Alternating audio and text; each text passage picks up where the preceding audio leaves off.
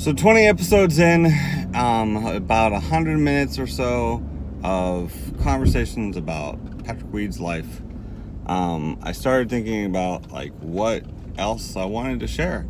I feel like I've shared a lot about Kazakhstan, a lot of what I wanted to share. A lot of my stories usually can be adjusted to adapt to different concepts and things that I preach on. I've used different stories before, but I think you guys have heard a lot of the stories in their raw format with no particular sermon meaning behind them. I have talked about meanings behind them, but that's their true essence of like what happened and beyond any sermon I'm trying to share. But I was thinking a little bit about giving you some insight into coming back to the States to go to school, how that affected me, and potentially even not making it all the way to the sharing about getting to the States, because I spent 2 years in Kazakhstan. I think it was 2 years. It was at least a year after graduating from high school of working. I worked at the church for a little bit with my dad, which was a good experience. I worked at a company that a friend of ours at church owned for a little while, where I sold paint. It sounds kind of crazy, but basically I was the middleman between the paint company and the people in the market who sold paint. Anyways, through that year, I was thinking a lot about what I should do.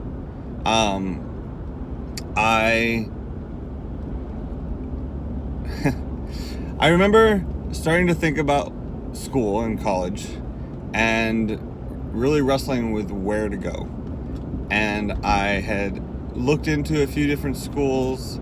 I even was looking into a school in Singapore, because at the time my dad was connected with a group in Singapore after he got fired from his missions board, missions organization, because he was too charismatic, basically. That's a whole other long story, but his story.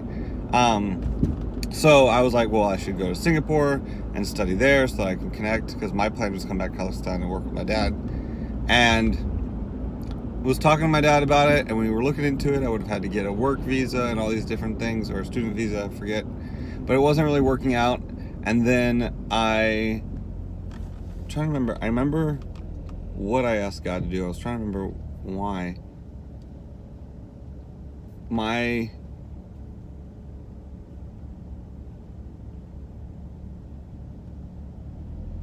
I think it was before I talked to my parents about where to go, and I was just asking God about going to college, I believe, in the US. I think that's what it was. I was really struggling with going back to America to go to school. I didn't want to do that. The America that I knew was not the America that I felt comfortable in.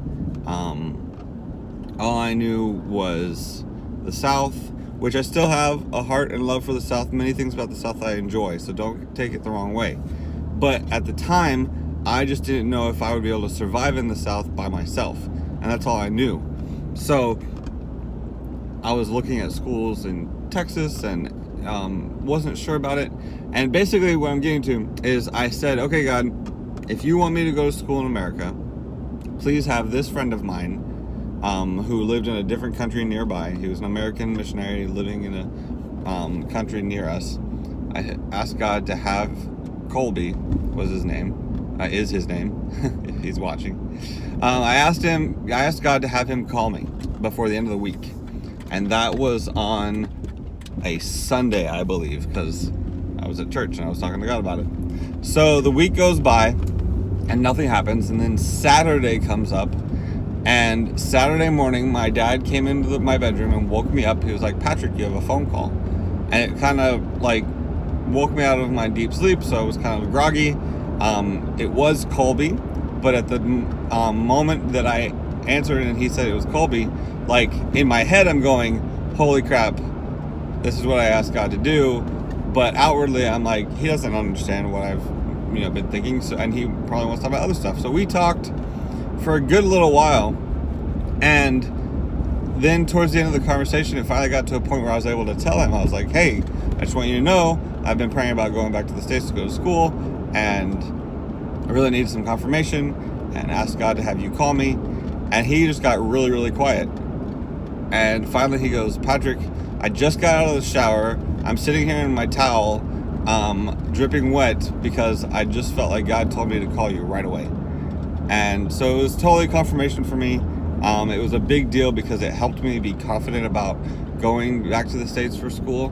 It was after that I asked my parents about where I should go, and they both unanimously said that they think I should go to Columbia International University, the same Bible college that they went to, which before that they were both kind of in disagreement on different colleges I was looking at. I'd pick one and Dad would like it, Mom wouldn't. I'd pick a different one and Mom would like it and Dad didn't. And that was kind of a big deal to me, is I wanted my parents' support of where I was going. And although they would have supported any decision I made, it was important to me of their opinion. Sorry. And so, anyways, that is the story of how I decided to go to CIU.